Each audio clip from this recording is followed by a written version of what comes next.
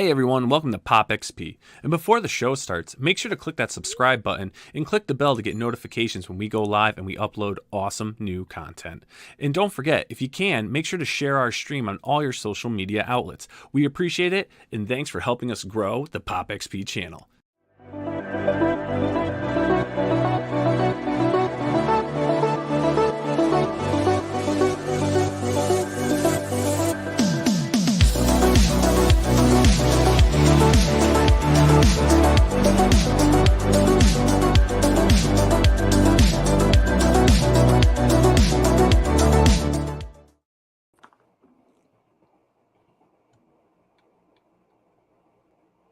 Yes, yes, yes, it's Creator Power Hour time with myself, Nile Scallon, and the great, talented, beautiful Miss Cara Nicole. How are we doing, Cara? Thank you. Thank you. Thank you.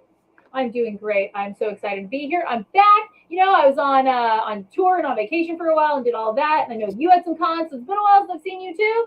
And I am super stoked to be back and see what new creations are out there for us. Oh my gosh, there's so many awesome campaigns.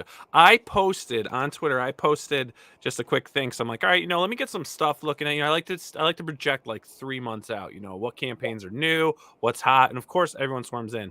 In like 2 hours, I had like over 46 crowdfunded, comic creators booked for all different types of interviews. So that whole segment is like packed. So we have so much great stuff for, regular crowdfunding comic episodes, Creator Power Hour episodes, which is what we have to do to feed the demand. It's the only way I can get everyone on. I had to do a variety show with more than 2 creators. Sometimes we have 3, 5, 6 creators on the Creator Power Hour. Tonight we're joined by 3 amazing creators. But before we get started with them, Cara, how's the cons been for you? Some great news on an awesome campaign that just launched last night for you. Tell us a bit about it. Okay, so I did some cons. I've got Tucson Con coming up on Labor Day weekend. So I will be in Tucson with some awesome creators. And that show is actually run by the Politos, who are Coffin Comics. And we all know Lady Death. And this is the first time that I've had a cosplay cover for Lady Death. Awesome. And less than 24 hours since the launch, and my tier is sold out. You can still get my cover as an add-on or with some of the bigger bundles. Mm-hmm. But yeah, my tier is sold out. That's great. Let's just look at this though, right? This is like less than 24 hours, $326,000. No, right? That's insane. He's about to break 327, which is just, this is what you get with Coffin Comics. So, the Politos, they don't hold back. The team doesn't hold back. And just great quality stuff. And I love his campaigns. I think they're amazing. The thing I hate about him is scrolling through them. Yeah. It's so, look at this. I'm like spinning the wheel as fast as I can and look it up in that. See the ticker just coming down. It's so big. Look at, it's right here. We've already gone like 3 miles. If this was a road right now, it's insane, absolutely insane. But guys, check it out. You get to see my cover. Let's go find your cover. I'm going fast. Let's see if we can. Keep going. There it is. Boom. That's my cover. That's awesome. And I came up with a new concept for the outfit, and because I had done the Last Stand for the game, and that was a different style. But cool. So that's what we came up with for this, and super excited about it. And I've got a Lady Death cover. I actually got to be at the launch party because it's across town from me. So Coffin Comics is in my Metroplex area. Yep. And so I got to go. And let me tell you, headquarters, what you see on those videos is real. You go into their bathroom, their toilet is black. And they've got like coffins as mirrors and everywhere. It is amazing. It's glorious. And they are so welcoming. And it's like you come in and everyone gives you a hug, and there's skulls everywhere and everyone's in black skids, but they all hug you and offer you a drink, and Francisca's just lovely, and everyone is so wonderful. And it's so funny because they all look like bikers, they look like they're hardcore, but they're all so nice. All you fiends out there, I know that we all hug each other. That's You're all right. nice and stuff, opening doors, being polite. They look mean, but deep down, they're just a bunch of softies. That's right. Loving some demons, That's all. That's all. Yeah. I like the comment from the mob seat. That campaign page is bogging down internet speeds worldwide. Definitely. And Cara says, hi, Cara. And so we got a great guest. Our first guest is awesome. He's got an awesome campaign. Funny story is I remember meeting him in it. It was probably, I don't know if it was was it the Boston Comic Con or something like that. And all of a sudden was like, I hear, hey, you. And I was like, well, he's like, check out my books. And he's like, come here. And I was like, all right. And I ended up buying, I think I have like, I don't know, maybe 6 of the issues or something. But, and you know this creator very well. So I feel like it's only right for you to do the introduction. Cara, who is our first guest tonight? So our first guest hails all the way from across the world. And I blame him for the lack of population in Kazakhstan, Onrie Kompan. Boom. I'm actually not from Kazakhstan. I'm from Chicago. I didn't say you're from Kazakhstan. I said I blame you for the lack of population in Kazakhstan. Onrie, man, welcome. Thank you. Now, welcome. Are you Thanks. Currently still residing in the Chicago area? Yeah, I'm outside of Chicago. I'm in the suburbs. Nice. So I'm Very technically nice. not even allowed to say that I'm from Chicago, which kind of sucks. But I say it anyway. You can do it. It's no big deal. I could do it. Yeah. And I'm going to do it. That's awesome, man. So you've got a Kickstarter going on, but before we do that, since this is the first time you've been on the show, I'd love a brief kind of like origin story, man. Like how did you get into comics? The first time I met you, we have met in person it was like 2017, 2018, and I bought a couple of other books from you. They're awesome. But I mean, how did that journey start for you? Because you've been in the game for a while. Yeah. Well, I used to work in the finance world. And I always despised it, but it paid really well. So I had the golden handcuffs. And then one day I was kind of like Conan after he was released from slavery. I just, took the sword and cut off those golden handcuffs and decided to pursue a full-time career in comics. And what's up, man? How you doing, Ara? And I hope I'm saying his name right. That's how I pronounce it. Ari. I'm not. Yeah. I just started going to comic conventions and selling my own creator-owned works, and I always wanted to work in comics, doing stuff that I wanted to do.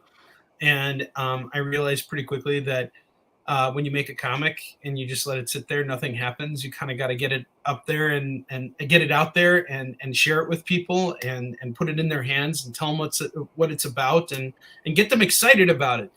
So that just took me all over the country and eventually all over the world 100 times over. And I absolutely love it. 12 years into the game, and I can't wait to keep going. I love it.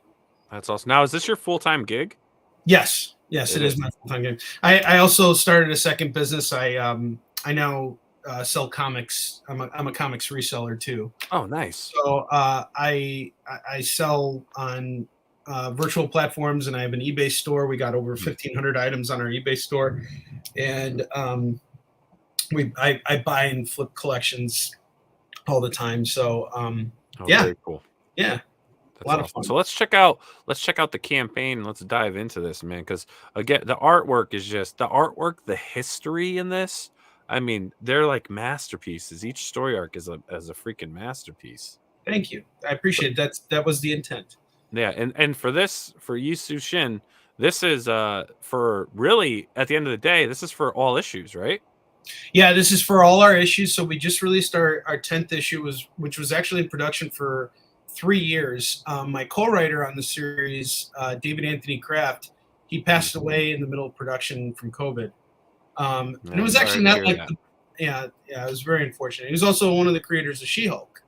He wrote Savage She-Hulk from issue 2 on to 25 after Stanley and John Buscema passed it on to him. So he had a lot of comic experience. He also ran the Comics Interview. which went on for 150 issues. He was self-publishing and doing stuff in editorial for Marvel and DC. He was also coloring, he was lettering, he was doing all kinds of stuff. So he taught me everything I know about comics publishing. And so this is his last book that he worked on with us. It was kind of hard to finish it without him, but we got there, and I couldn't be happier with the results. And the team has just been great.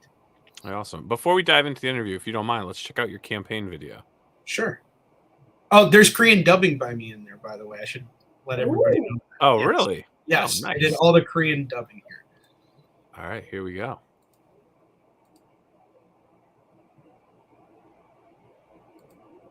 If it will play. Why is it not playing?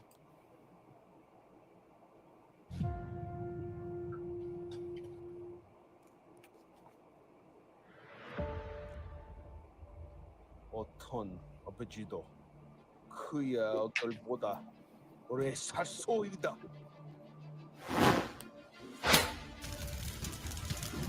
나의 맹렬한 적에게 살해당했다. 살해당했다. 사무라이가 나를 침략했다. 그들은 내 집을 보고했다. 그리고 이제 그들은 죽을 것이다. 나의 눈 복수들 할 것이다. 나의 눈 그들의 피로 상과 강을 도로뱉을 것이다. 살고자 하면 죽을 것이요 죽고자 하면 살 것이니.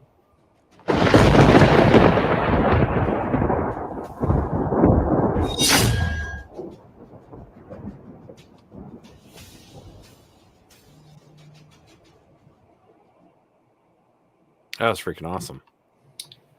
Thank you. I didn't make the typical video because like everybody was telling me like no one watches the videos anyway. So anybody who's like new to the series might kind of be lost with that trailer. So I guess that's kind of why I'm here. You have to like read the reward or the story in order to like know what the history is. But basically, SHIN was an actual historical figure. He fought the Japanese when they invaded Korea in the 1500s, and he was outnumbered 10-1, and he beat them 23 times in a row without losing. So as the experience likes to say, it's 300 meets Last Samurai by way of Spartacus. Like this all actually happened. And the way we present it is it's actually a trilogy. So it's going to be 12 issues total. And we just finished our 10th issue. This book's been in production for 12 years now. And we just go through a painstaking amount of detail in order to make sure that we give our audience the best story. And Stan Lee wrote the introduction to our book. And I got to meet Stan a bunch of times. And it was absolutely wonderful. That's fantastic. Now it's funny that Billy's not here, as the creator of She, who's a Japanese character, and we've got your character here that you're working with a real history Korean character. There could have been a battle tonight. Oh man, I'm actually selling some She tonight. I'm actually got some. I have She Tomo for sale tonight. Oh, excellent! Yeah, that's a great series. That's a great series. Billy does some incredible work, and I've known him for a long time. We've been on the circuit together. He's one of the best, and I'm sad he's not here either. Yeah, well, you should come back on and hang out with us. We're gonna start doing our hangout streams again, which is going to be great. We keep talking about it, but now that the book's set, we're waiting for the printer to return everything. We have the time now to get the original stream schedule back together. So hey, if you're down for a hangout stream, I am always. Oh, you'll be there, Cara. Oh, you will be there. Can I just say something about Onrie? If you guys have not seen this guy at a con, he's insane. First of all, I don't think he knows what the backside of his table looks like. He doesn't. Because you know what? He wants to be out there with the fans. And he interacts with people in a way that is unheard of these days. All these artists and creators, I know how y'all introverts are. I'm going to sit back here and I'm going to hide behind my book and I'm going to draw. No, Henri's like, hey, how you doing? What you got there? And he interacts with you and makes you feel welcome. And it feels like you are in the presence of something bigger than yourself. You're not just one person going down the aisle trying to see what's going on without bothering anybody. You know, he makes you feel good to be there. He's so welcoming. He has saved my ass personally. I mean, one year at Phoenix Comic Con, I took his booth. I literally took his booth because Onrie's like that. You know why I took his booth? Because he sold out and left. The painting, his books are not just, they're not just good in comics. Like they're educational, they're historical, they're beautiful. I mean, you saw that art. It's painted. It's gorgeous. Cara, thank you so much. And you know, we started this off by talking about Brian Pulido, and I really, you know, you and I have had lots of conversations.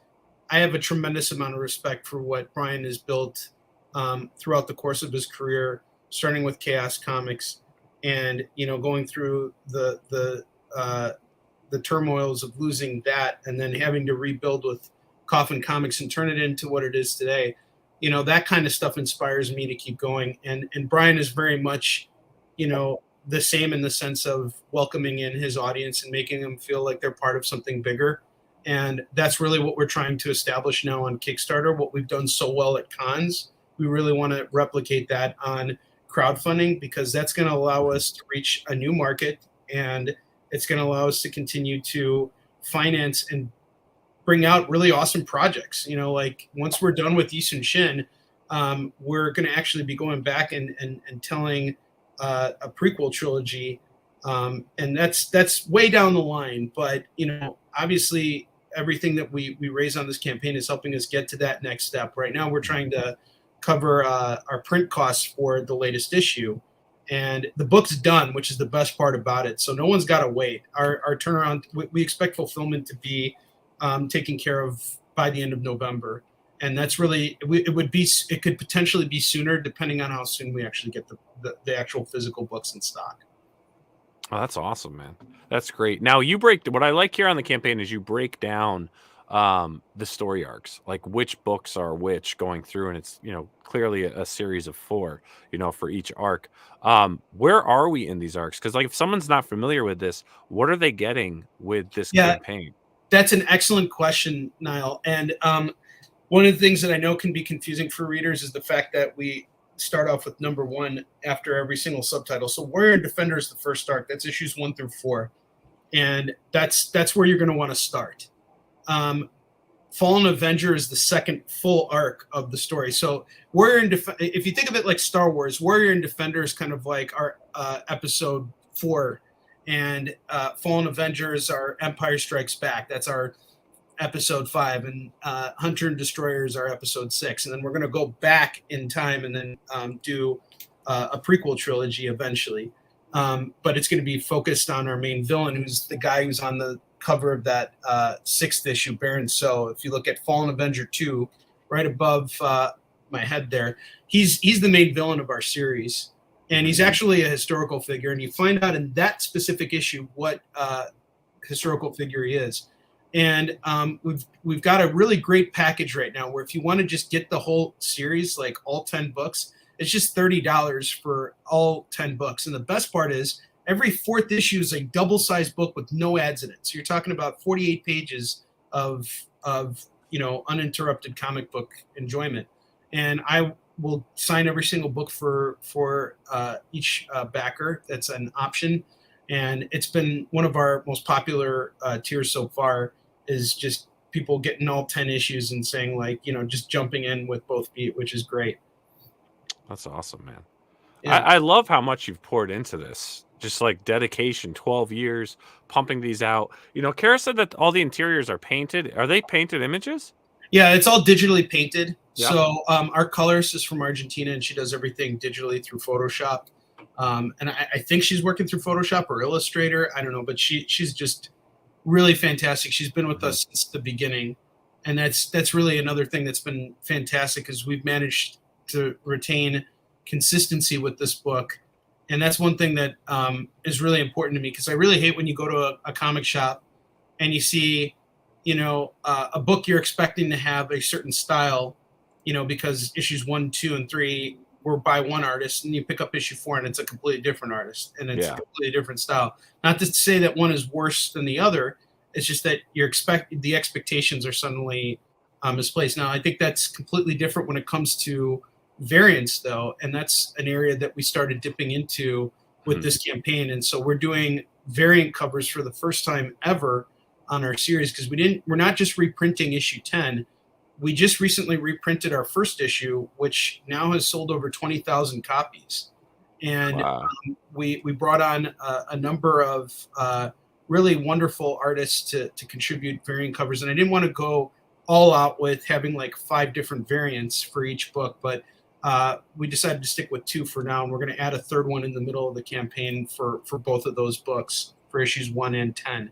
And that right there is the first variant cover for issue 1, and it's done by Dexter Wee, who's going to be our new interior artist to finish off the series.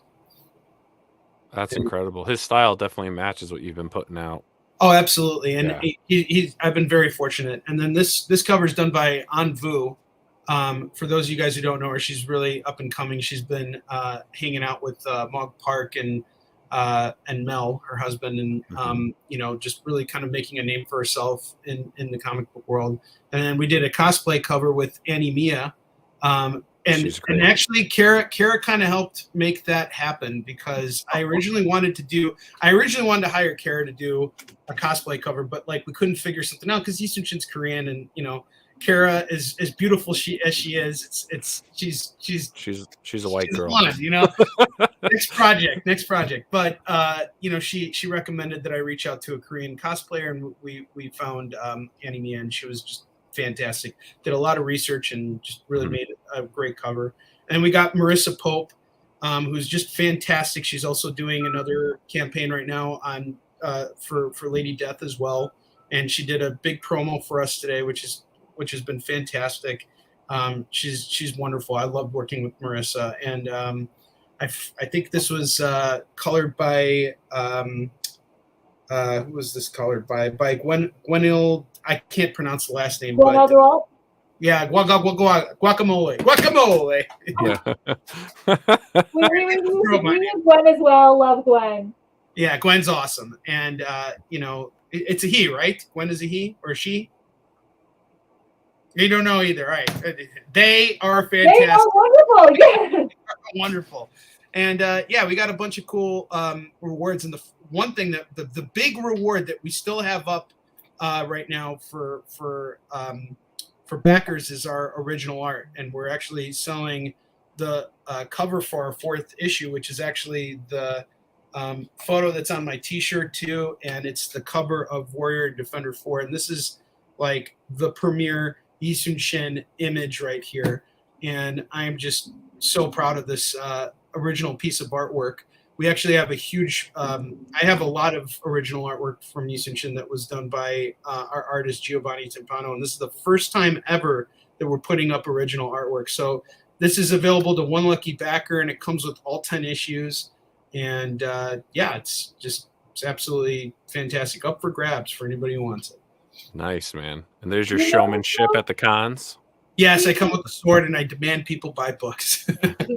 But one of the things that you can kind of see in Onrie's work, he does a lot of the reflections.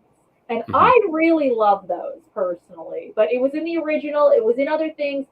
Always look in the swords, because you never know what you're going to see. Yeah, absolutely. Nice. Well, this is just a beautiful campaign, man. It's great to see you there. I mean, I know this is your 3rd Kickstarter. This is my 3rd Kickstarter. So I've done Kickstarter in 2015, and we had a successful campaign, and I did it again in 2018. And I learned a lot since then. And it was really just a matter of me realizing that backers want their stuff within a very short span of time. And when we did our first 2 campaigns, the books hadn't even been produced yet. And these books take a long time. I mean, it literally took us a year and a half to produce one book. This latest issue, which is just 24 pages, took us 3 years to produce. Now, we don't expect that to be the case with issues 11 and 12. That's why we're bringing on a new artist. So the production is going to move a lot more smoothly just as soon as I can start to focus on it, which will probably be closer to the end of the year. So we'll definitely see issue 11 next year, and then issue 12, and you'll have the complete Trilogy after that point. But I have a feeling that if you jump on for issues 1 through 10 now, you'll definitely come back for issues 11 and 12, and we're gonna come up with all kinds of cool stuff along the way to make this more interesting for you. So even if you want to come back for issues 11 and 12, you can. And then we're going to do another campaign for our trade. We got a lot planned for UNSUNG. This is just the beginning. Nice. And the question I like to ask, you know, especially, have you ever looked at going into Indiegogo at all and seeing if that crowd would take interest to this? You know, that's an interesting question. Yes, I absolutely thought about it. And, you know, I would definitely, you know, consider it down the road. I'm kind of like not tech savvy. So I'm like sort of slow on all this stuff. So I was learning how to, I was taking that comics launch course by Tyler James Bogle in order to kind of help me get a better understanding of how to use Kickstarter to my advantage. But as far as Indiegogo goes, I would love to check it out. I think we should, as creators, be using every single platform we possibly can in order to get as much exposure as possible. So yes, it's definitely something I'm considering and would love to do down the road.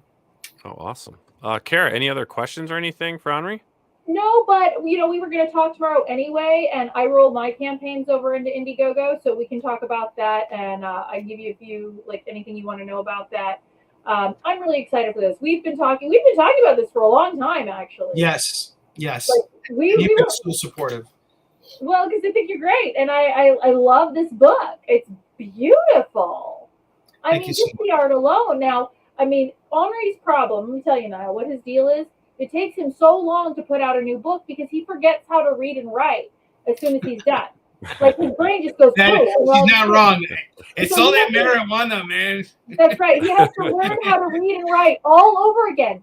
So every book is a fresh start. But no, he really loves what he does, and you can tell because who gets on the table besides me? That's where we bond. That's true. That's true. We've actually been neighbors, and we worked well off of each other when we were neighbors. Like at some show, you know. But you know, both you and Alfred, it's like the same deal. You guys are very engaging, and Cara, that's the one thing that you and I have in common is that we really care about our audience, and we do this for the audience. I think we all do this primarily for the audience, but a lot of the creators you were mentioning before who are more introverted, you know, it's because it's hard to put yourself out there. It's hard to work past those mental blocks, and it takes a certain type of personality. And you, my friend, you have it. So, and you're a constant inspiration to me. Well, you are a constant inspiration to me as well. I really love that you have this out here. Very excited for you. Love that you went with the variants. Mia is fantastic. So I love that you're representing the cosplay. I'm excited to know what stretch goals you have in mind. Oh, well, I have a new book coming out very, very soon called War Lion. And we were hoping to get the Kickstarter launched around September, but it's actually going to be pushed just a bit further, possibly November, maybe even December, and maybe even into a little bit next year. But our big stretch goal, like the main stretch goal, is going to be to include the first 8 pages of War Lion in the actual printing of issue 10 of UNSUNG. So we're going to get a mass printing done very soon. 5,000 copies is what we're going to be ordering, and that's going to be one of the stretch goals. So you get 8 additional pages in this book, and technically the first appearance of a character that I created. And this new book is going to be awesome. It's basically Blade meets Demolition Man. Very violent book, martial arts, action, very bloody, very brutal, and really pulls at your heartstrings too. It's got a very personal impact on me. Very wow, cool. I thought you were going to be like, we have stickers. Yeah, we got stickers. You got something more deep than that. We'll have to kind of throw those in there as we're going. And I know I was talking with Trish Bankston, and she was talking about hooking up some badges, buttons and stuff. So we'll be working on that as well. Awesome. Well, hey, Onrie, man, thanks so much for coming on. It was such an honor and a privilege to talk to you. All the viewers out there that are watching this live, that are watching this recorded, as you can see, there's 29 days left to go as of August 25th, 2022 at 9:36 p.m. Eastern time. So give some love. If you like it, check it out, back it, share it. if funds are tight this month, the best thing you can always do is just share it. Share it on your Facebook, your Twitter, your Instagram. If you're a fellow YouTuber, streamer of any kind, looking for a great guest, you can find Onrie on Twitter, Facebook, pretty much anywhere. And maybe you'd be interested in being a guest. But hey, man, so awesome for you coming on. You'll definitely get funded. Great book. I'm going to back this myself so I can catch up with the series. And good luck, man. Thank you, Nile. And one last thing, if anybody has any add-ons that they'd like me to add or any questions, I'm available for you guys. Customer service is a really important aspect of running a Kickstarter for me. So hit me up with questions. I will answer you directly. Awesome. All right. Have a wonderful evening. All right. Thanks, man. Have a good one. Take care. All right, Cara. It's such a beautiful looking book. And it's funny you were talking about, I still remember to this day, I was walking by and basically got yelled at. So I went over there to check it out. And then all of a sudden I'm coming back, and Frank Amazing, my brother-in-law, if you guys know, who does a lot of the behind the scenes work here at the channel, was like, "What'd you buy?" And I was like, "I don't know, but this guy made it sound really cool." So I bought it. And then I read it and they were awesome. Awesome series. Really, guys, check it out. Check out SHIN and, give it a back. And now coming up is no stranger to the show. We've had him back on when we were doing our series, The Weekend Pop. He joined us. So everyone, please welcome Mr. Jose Garcia back to the show. Jose, man, how have you been? Hello, everyone. You're a busy guy, dude. Yep. Yeah, I'm working on a lot of stuff, and I'm glad that I'm back on the show. It's been a while.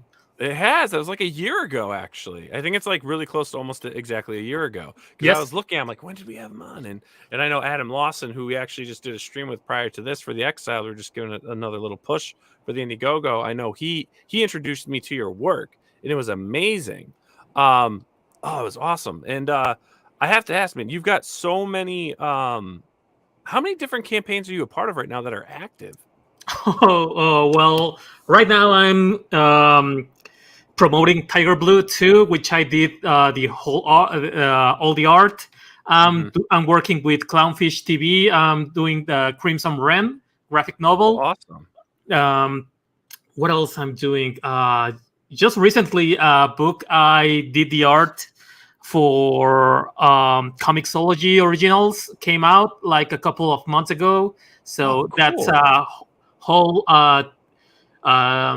paperback, a full story, 140 pages. I don't know. Wow. I'm doing some stuff for Webtoons. I'm promoting some an entry for a contest. I just closed my campaign Lumina Box, which I was I was promoting last time I got here. I was here. I just closed that down. I'm just ready to print. I'm just waiting for my printer to tell me, an exact date in which I can send the files and everything. And in between, I've just done a lot of cool books. Graveyard Ship 4 with John Mailing, that's already printed. That's already out. Oh, awesome. Tiger Blue 1, it's already out. It's already on the backer hands. Wild Tales of Kyrie with Matt Krotz. I did a short story for that, and I'm working on maybe 6 books right now at the moment. Oh, that's great. Yeah, because I was looking through Indiegogo and stuff, and I was like, how many campaigns is he on? I know you're on. So you're here. We're going to talk about some Tiger Blue too. Yes. Unsung. So let's first I'll play the campaign video, and then we'll dive into it. Cool.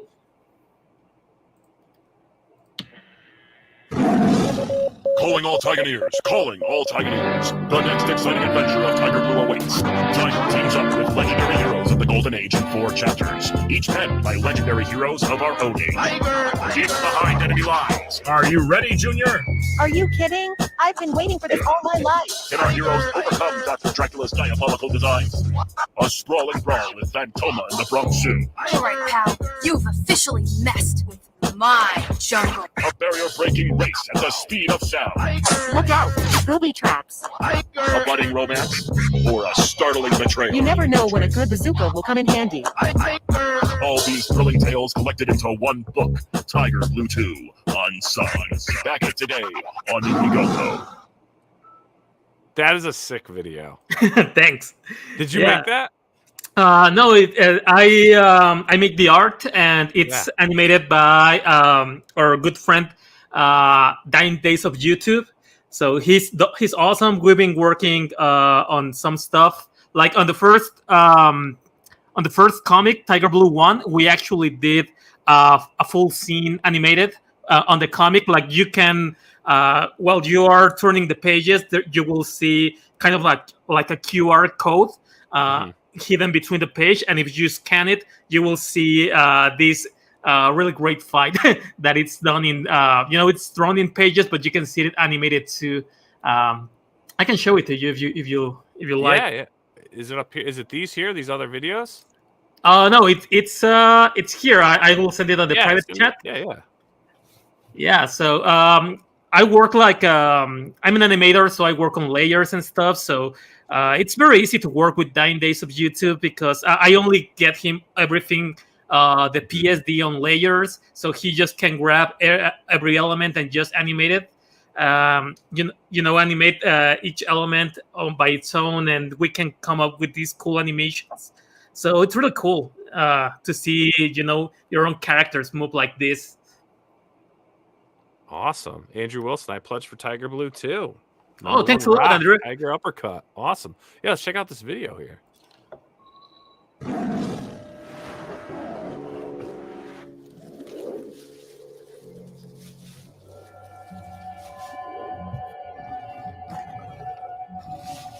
This is really incredible, man. Thanks.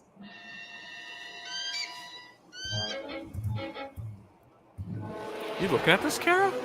I am. I am. I've got it on 2 screens, actually. I would like to talk to you, actually, after the show, because I need something like this. Mm-hmm. Yeah, for sure. This is amazing. Wow. Thanks.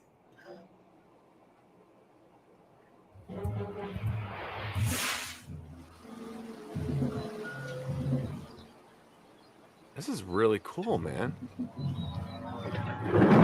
This is from issue 1. This is a very big fight. You can actually pick both books, issue 1 and issue 2. You can get issue 1 in the campaign? Yep. Yeah, it's on a tier there. You can have all of them. 1 and 2. This is from issue 1, the big battle with Eagle and Tiger. And yeah. That's so cool. Oh my God, I love this. It's so fun. The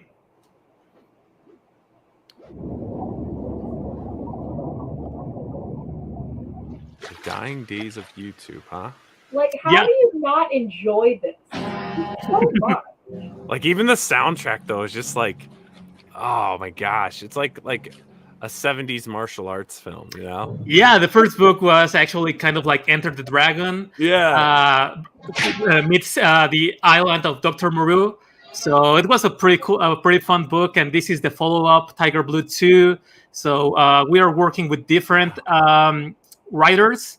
I think he's done some stuff for 9 Days, has done some stuff for other campaigns, for Soli Cucaracha. Yeah, for Roach Balls. Roach Balls video. Yeah, okay. I love Roach Balls. Oh, he did the CG Vacation. Yeah. Oh, we got to talk to this guy. Yeah, you should. I want a cool intro for the channel. Yeah, he's awesome. Like, I wasn't aware that he was doing the animation for Tiger Blue. Like, I was working on the pages and all that. I was talking with Matthew Fowler. He is the creator of Tiger Blue. So he put all these cool stuff together. Toys. There's Tiger Blue toys. There's these awesome cartridges, kind of like Super Nintendo, Sega Genesis, Game Boy, with the covers of Tiger Blue. And he actually have this artist called Matt Dubois that he actually did the original covers for Castlevania for the original SNES cartridge. Yeah, so we have an actual, an actual cover artist for the SNES working on this. So that's pretty cool. So there's hang on, let me find it. So this right here. Yes. This was so cool. I thought this was amazing. I do too. I remember that when I first thought, I was like, ah. Because So cool. there's an actual game in here, right? Or a code? There's a code for a game. I think it's on Steam that was done by Sate Studios. Mhm. He's doing his comic. I can Beckhunt. His comic, it's called Beckhunt, and he does amazing indie games. So he did this for Tiger Blue. It's kind of like a Punch Out, kind of like Mike Tyson Punch Out, but with Tiger Blue. It's just one stage. It's like just one demo, but it's really cool. Like seeing all this stuff come together on all these. In a comic book campaign, like you can have toys, you can have games, you can have all these cool stuff. Just because people backed us and believe in our project, so that's pretty cool. It's a pretty awesome place to be here. Awesome. And then this is the action figure you were talking about? Yes. Yes, it is. That's pretty neat. Well, tell us, let's just talk really quick. Let's talk about the story. Let's talk about what Tiger Blue is about for anyone that, didn't catch issue 1, maybe is coming into this new. Mm-hmm. Yeah, so a quick catch up. So Tiger Blue, it's in the first issue we see Tiger. He's kind of like okay, let me start from the beginning. So so Tiger Blue 1 is this kind of the stories about the mob. It's set in World War II, and the mobsters kind of have this enforcer called Great Tiger, which is kind of this project of this, the Uberman kind of an experiment of kind of like that. So they are messing with genetics, animals, trying to get kind of these enforcers to, fight rival gangs and, claim the power over Chicago and all these kind of cities. So they're working with German scientists and all that to create these enforcers, these monsters. So the story begins with Great Tiger dying, and they need to find the new who will be the new enforcer. So back in the island where the experiments are done, they have like different kinds of others animals, kind of like monster animals, kind of human-like. So you have a snake, an eagle, a shark, a tiger, and they're all fighting for to see who will be the next, the next enforcer, the next big guy. So after the events of Tiger Blue 1, there's only one left. You can guess who is that. And after that, we follow kind of the World War II aspect of it, in which we bring new Golden Age superheroes. We have Kid Terror. He's kind of like the sidekick of Captain Terror from Terror in the Trenches.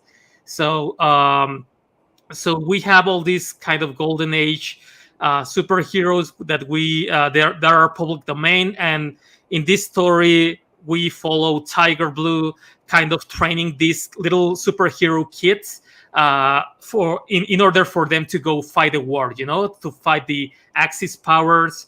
So this is more kind of like Super Sons kind of take on this on this side of the story. So that's really cool. I really love the dynamic between Tiger acting as a mentor to these young kids. There's Dynamic Boy, there's Meteor Boy, there's Kid Terror, and there are other Golden Age characters. And they're just getting ready to all that, to fight all these, getting ready for war. And I really love this book Tiger Blue 2, because these are 4 different stories. These are 4 different floppies written by 4 different writers, and I'm doing the art for all of it. So the first story, it's written by Mike Baron. He did The Punisher. So we had some actual Nazi fighting in there. So that's really cool.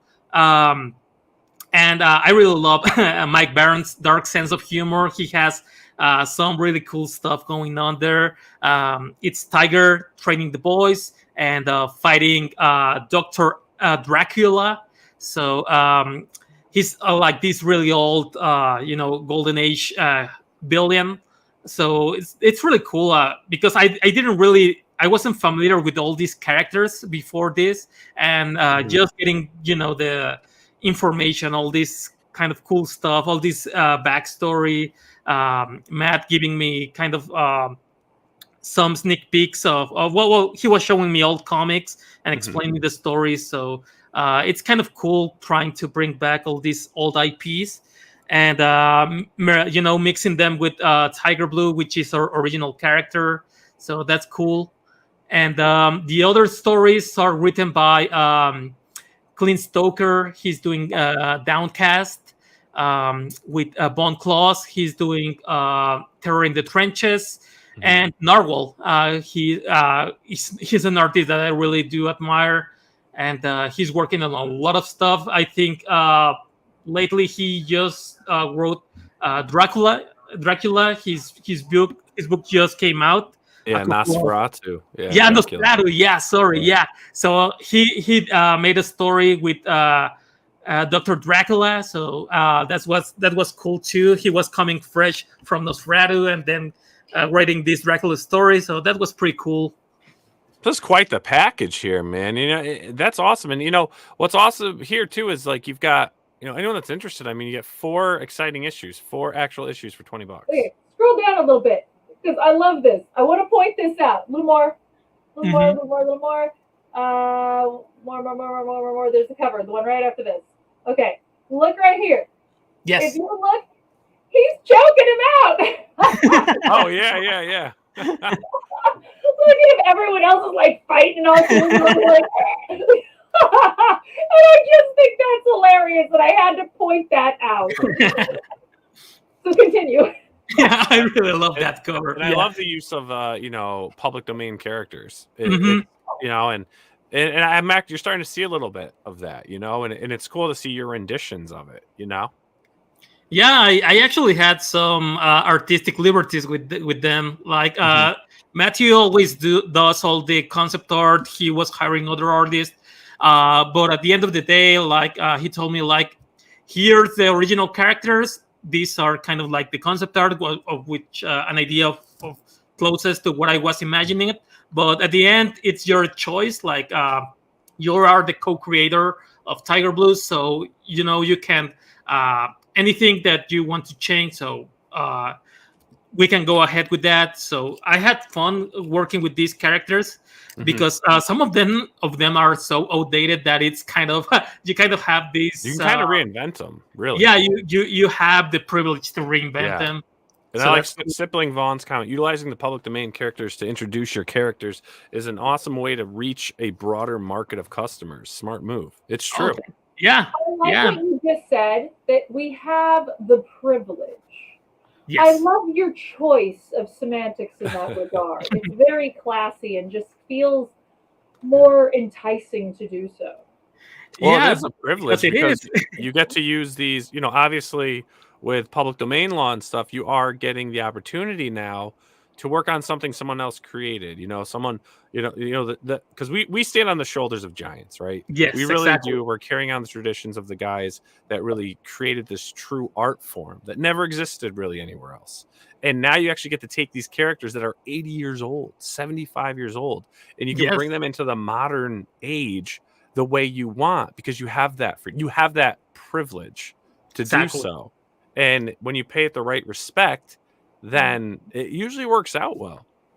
Yeah, I really tried to, before jumping to draw the book, I actually took the time to read some of the issues that that Matthew sent me. So I was trying to be as familiar as I could with these characters.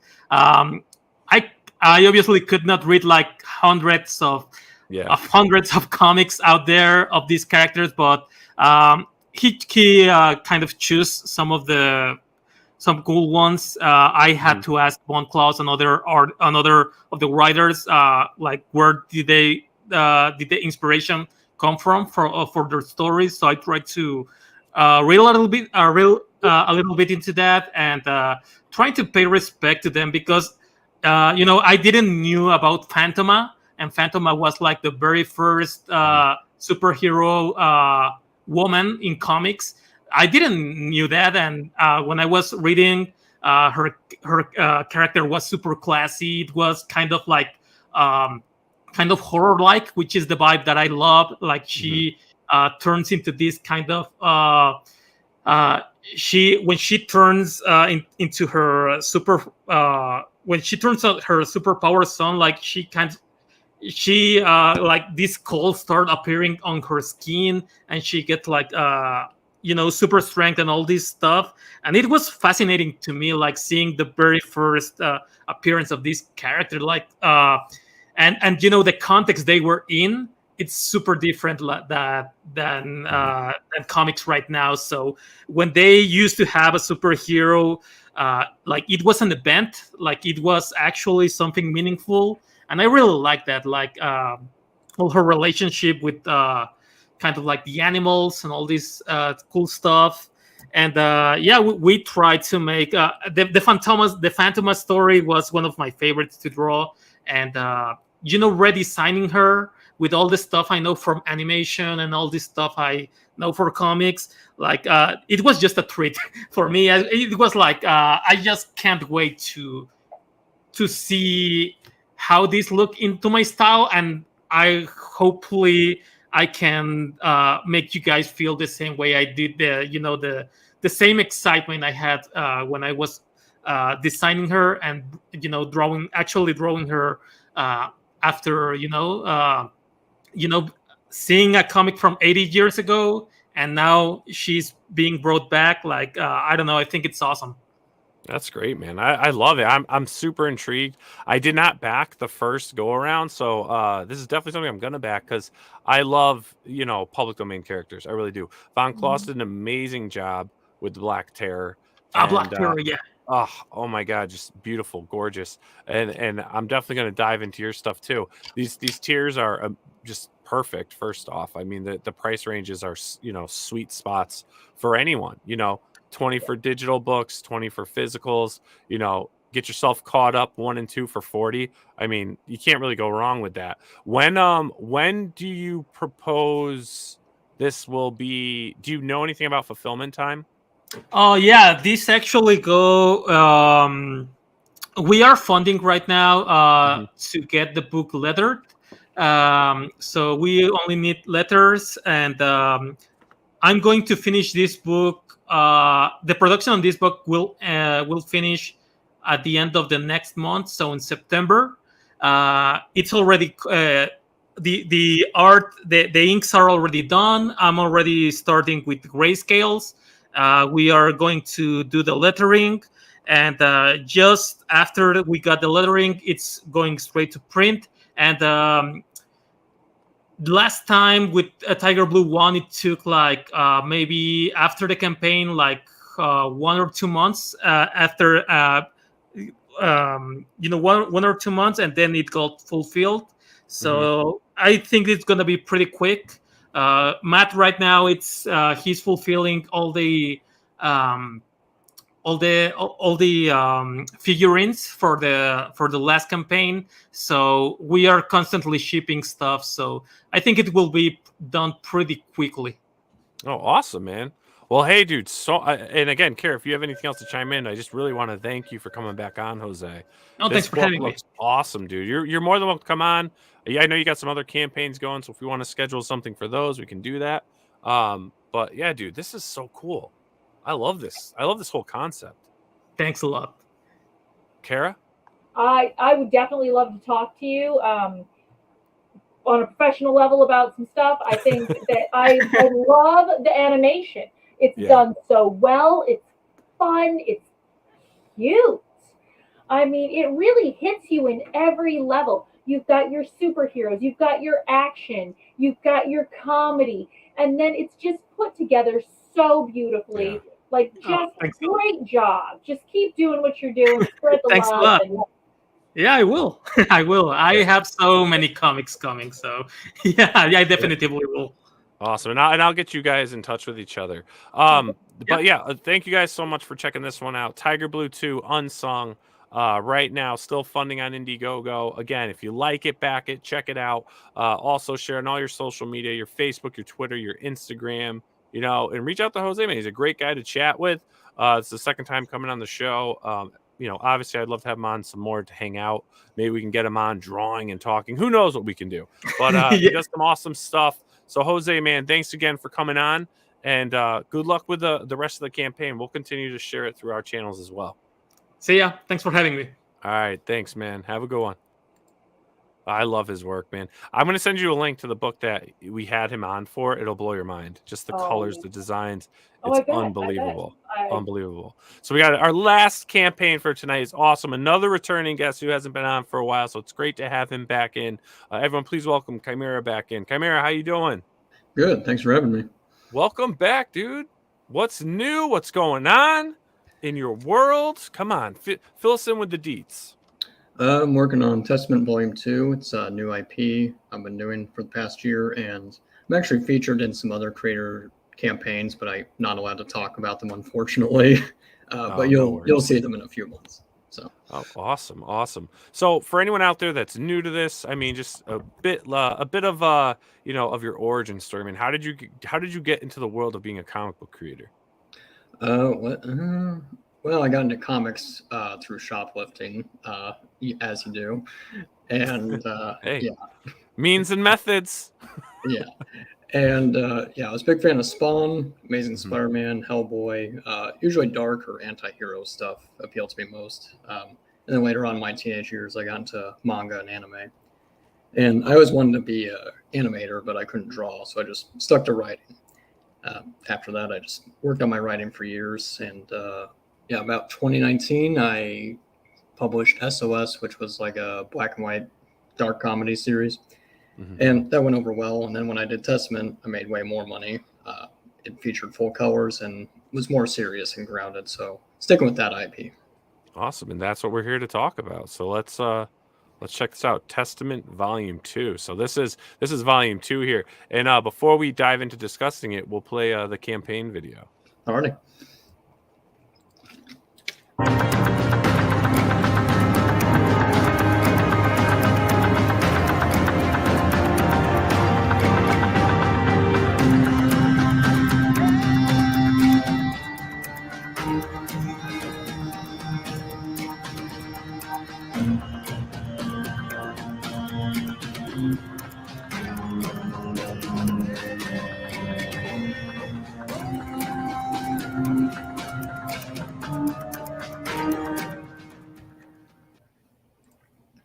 All right, very cool, man. Very cool. I like this concept of Testament.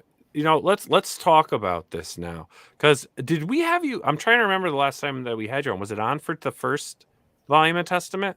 No, it was or was it on for SOS? Yeah, SOS. Yep. SOS. All right. So let's talk about this then. Let's get up to date on Testament. Testament A. What is it about, and where do we go with Volume 2? Testament is a science fantasy series focusing on a swordsman named Carl von Magnuson. He teams up with this rebel group who want to overthrow their king. And it's a fantasy concept, but there's technology and science fiction here and there. Big fan of Vampire Hunter D, which combined science fiction, fantasy, Lovecraft, westerns, all that good stuff. And probably some other influences here and there. But yeah. I wanted to combine Norse mythology, but also some elements of Akira and dark fantasy, kind of my favorite influences. Oh, nice. Yeah. And so, go ahead. I was going to just say, I really enjoy when like different, mythologies and stuff go into play. What is it though for you, right? Because I actually have like a bunch of books next to me. I've got, Celtic myths, Chinese, Egyptian, Greek and Roman, Indian, Norse, all that stuff. I mean, was it something that I always find inspiration in that, right? Because it's almost like those were the superheroes back in the day, long, generations, centuries ago. What is it for you though with that? Was that always an inspiration to kind of tie in? Yeah, basically. Well, I mean, the Greek gods themselves are essentially superheroes. They're man-like and fallible, and I found when I was working on Testament, I found that most mythologies kind of have similarities. They all, it's possible they all come from the same point. If you research like Proto-Indo-European mythology, and so I wanted to say that, but I also wanted to focus on Norse mythology because that's my favorite. But I also wanted to show that, you know, all these mythologies, the mythology on this planet, you know, their culture leads back to like ancient Middle Eastern times. Yeah. So Carl himself has lightning abilities, which you'll see. So he essentially descends from Thor. Well, a Thor-like character. Yep. Yeah. Nice. So tell us a bit about these characters here. Who am I looking at with the hat? You know, who's the girl here? What is this awesome looking dog beast? Wolf beast? Yeah, that cover's by Clayton Barton. He's does Kozor, and he's very good. Very talented. Yeah, Carl in the middle is the main protagonist, sellsword, and basically a mercenary. He doesn't know he has abilities until book 1. And beside him is Walter, his grandfather, kind of a gunslinger character. And on the right is a mage. She can obviously do magic. And the wolf is a Fenrir. It's basically like a mutated wolf, Carl's companion. Oh, very cool. Yeah. That's nice. And this image was done by whom? Oh, Joe Ball. Very nice. Yeah, he does Death, which also kind of combines a lot of mythologies and stuff. Yeah, and the interior, who's your interior artist? Juliano da Silva. And Marcos Martins does the colors. I mean, the interior sample here, I mean, it looks amazing. Yeah. So now with this campaign, here we got Testament Volume 1 reprint. So you have a Donald DeLay cover. Now with this campaign, we have different tiers here. So obviously we have a reprint. Is there a reprint of the original Volume 1 cover in this campaign? No, that was just a first printing thing. I want to switch it up whenever there's a second printing. Gotcha. Now, if anyone who's interested in this and wants to collect and likes what you do, is there a way they can get that original first printing, or are they all gone? No, they're all gone. I actually sold the rest on eBay. Those went by pretty fast. Oh, that's fantastic. That's what I like to hear. Hit up that secondary market for yourself, right? Get it out there. But I mean, these interiors are fantastic, dude. This is such a gorgeous book. Thank you. And I love the title of the book. Testament. Yeah, I use biblical stuff here and there. I didn't want to use one mythology for everything. Yeah. So there they are. The first book takes place in their region, which is called Rhineland, essentially Germany. And then as they move outside, that's the rest of the world is not as technologically advanced. So they encounter pirates, and the rest of the world resembles like 17th century. That's cool. And then that right there is an ash can. It's a lore book. That cover is by Jason Krager, who did Hammer. Yep. Also about Norse mythology, funny enough. And it's like a supplemental. It shows the history and lore, because as I was working on the series, I had too much history and lore. That's like maybe 20% of it would be covered in the main book. And I want people to know. Hand, right? Say again? That guy's missing a hand, right? He is. Yeah, Okay. I based it off a tier from. Okay, just wanted to double check. It's his battle nub. Yeah. And That's awesome. Yeah, Jason Krager is doing some illustrations, and then there'll be like text that shows the history. And then Steve Dice, who did Rocket Magazine, is helping me with the pre-press. He does we figured out a way to do like an old-timey look to it. Yeah. Yeah. That's awesome, man. You got some awesome stretch goals, trading cards. Yep. That's one of Carl's ancestors. I really want to do a book about him.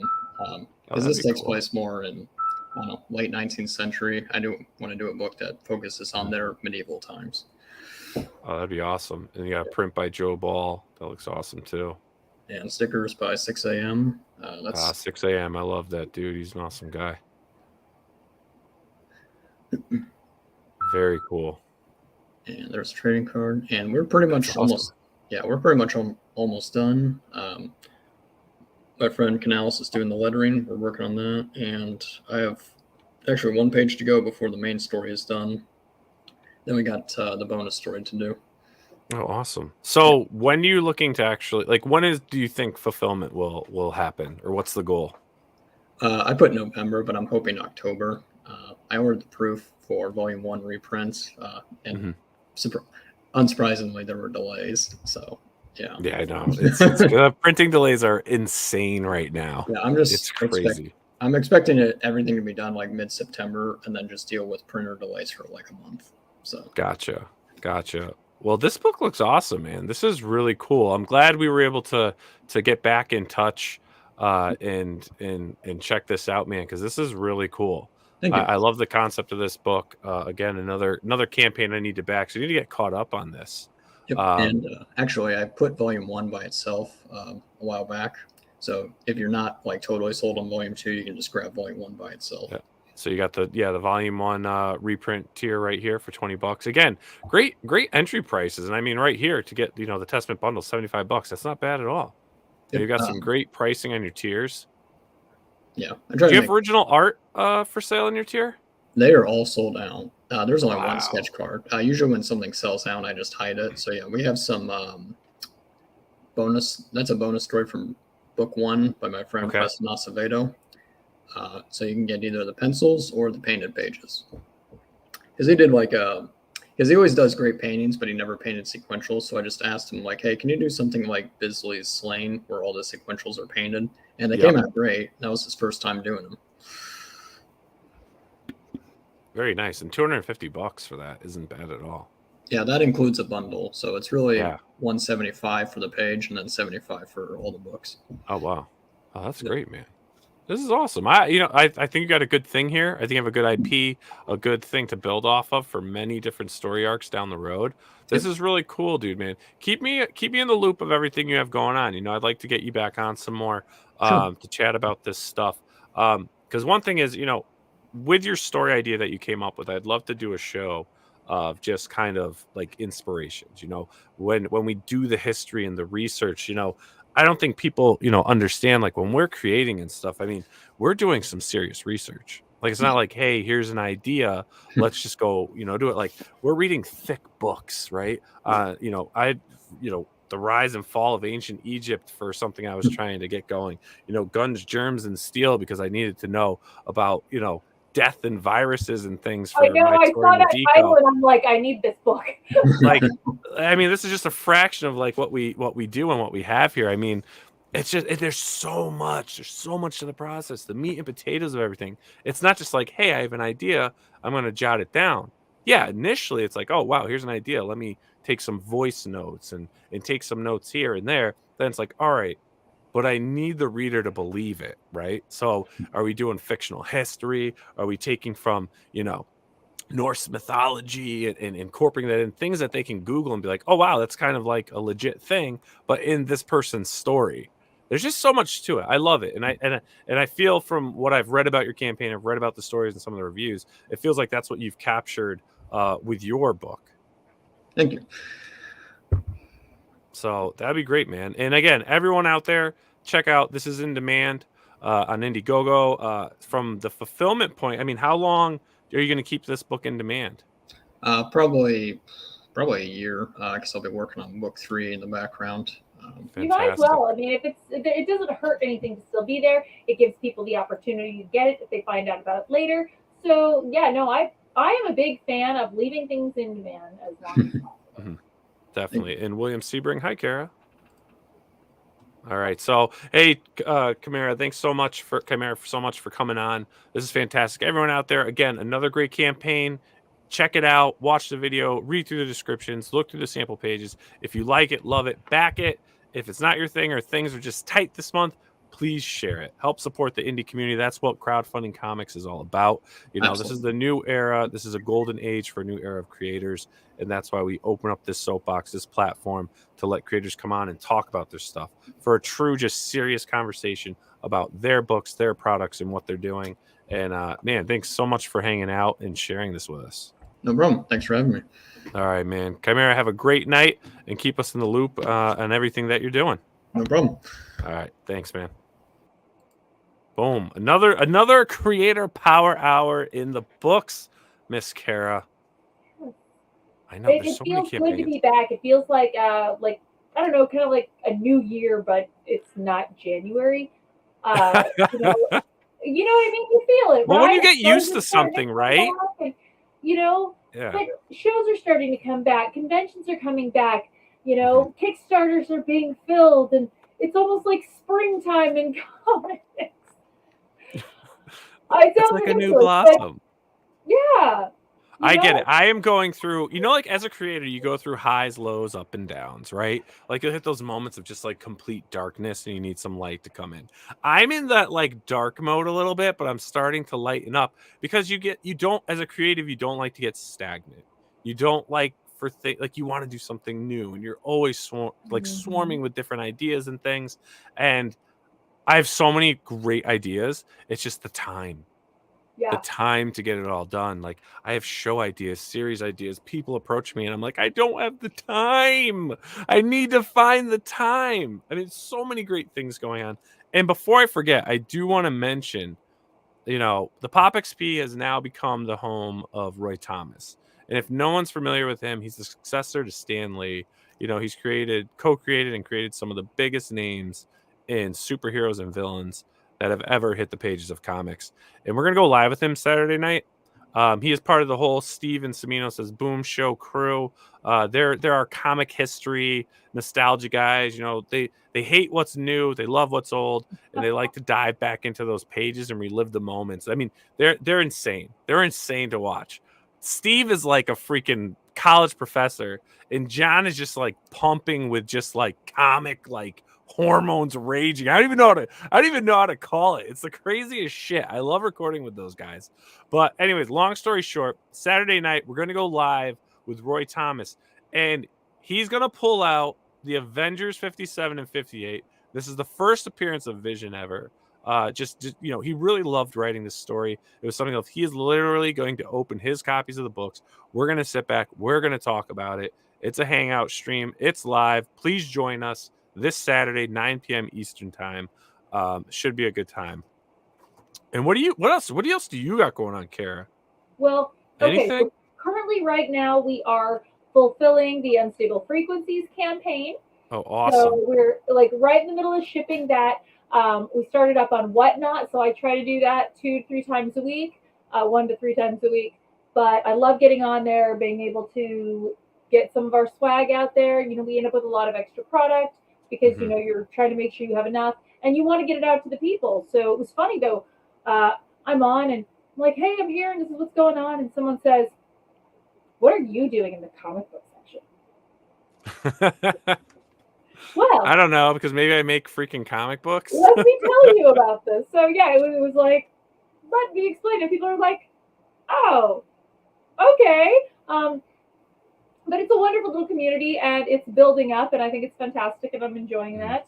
I have Tucson Comic Con coming up on Labor Day weekend, and we talked a little bit about the Lady Death cover. I also have some other covers that I'm working on, and I'm really trying to launch sooner than later, but my calendar is going to be going out on Kickstarter middle of September. Cool. Mid to late September, we will be going to Kickstarter, and so. And then you'll roll that into Indiegogo, right? Oh, absolutely. I always roll everything into. I've got 4 campaigns up on Indiegogo, I believe, right now. I still have a 52 card pinup, the Confessions of a Cosplay Diva, Fire Bitch 3, and Unstable Frequencies. Oh, and Grime Evil. What's your Whatnot, Cara? I will follow. Oh, we are 183 degree. 183 degree. Yep, the word DEGREE. All right, there we go. Why is there so many 8s in that? Was I holding the 8 down? Yeah, must have been 183 degree. There we go. Perfect. Yeah. Hopefully that's right. But awesome. How do you like Whatnot? I like it, but it's weird. Okay, not the. It's the way that they do it. We have all this streaming equipment. We've got mics and cameras and all this shit, right? Everything's done from your fucking phone. It's weird. It is. Oh, so you're not weird. like on a computer? No, like you have to go through some like extra OBS steps. Like it really just doesn't like it. So everybody just works from their phone. So you don't have your people like there and yeah, so you're doing it from your phone and then you go live and it always shows the front camera. So then I gotta flip it and be like, hey, I'm over here. And I always feel like a goober, you know, like not knowing how to use my shit.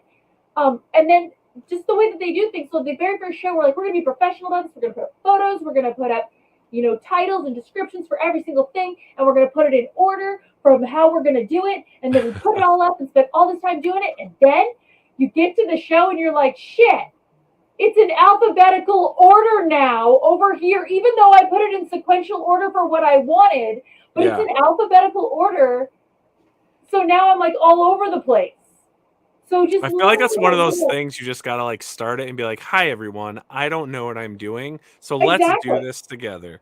But then you do these auctions. So it's like, okay, I'm gonna sell you this deck of cards. We're gonna start this at $15 and we're gonna do this for 1 minute and 45 seconds. And you start long, right? You when you first do it, like, we're gonna do this auction for 3 minutes because it's as long as you can go. And then you're like, now I've talked and I don't know what to say. Do I just repeat myself? I look like an asshole. You know, this is going on forever. No one's bid anything. This is so embarrassing. Oh my god! You just eat like crunchy, get like, you know, hard shelled tacos. Do your speech and the spiel, and then just sit there eating tacos. I love that. And then someone would be like, "Stop chewing! I will buy it. On to the next." And just eat completely obnoxious foods.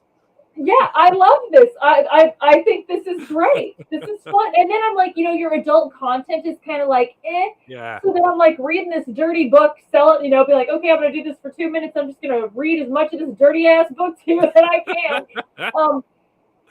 So, and it's great because I can sell our stuff. I can sell my collection, anything from my collection that I'm ready to move on from.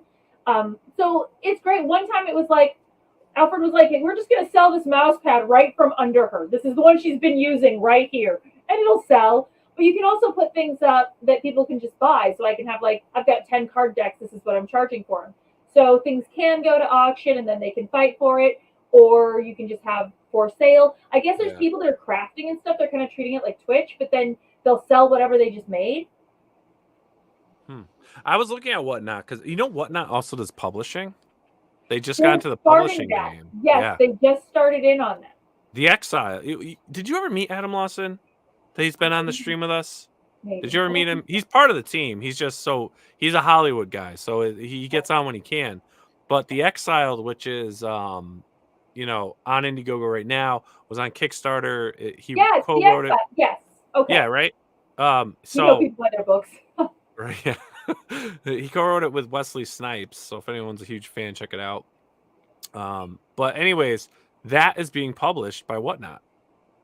Right. That is being published by Whatnot. Yeah. Yeah, we're learning. I would like to stream. I don't know. I know the streaming it's only selling, right? Like I can't have my Pop XP shows on there. I'd have to be selling. You know what? You absolutely could. And I think that's a great idea. Why don't we see about doing something like that? But here's what you do. Your creators are selling things. So you're going to have your creator talk about their project. And if they're on issue 4, they've got issue 1 through 3. I'm going to sell it to you right now. I got this variant cover. I'm going to do this remark.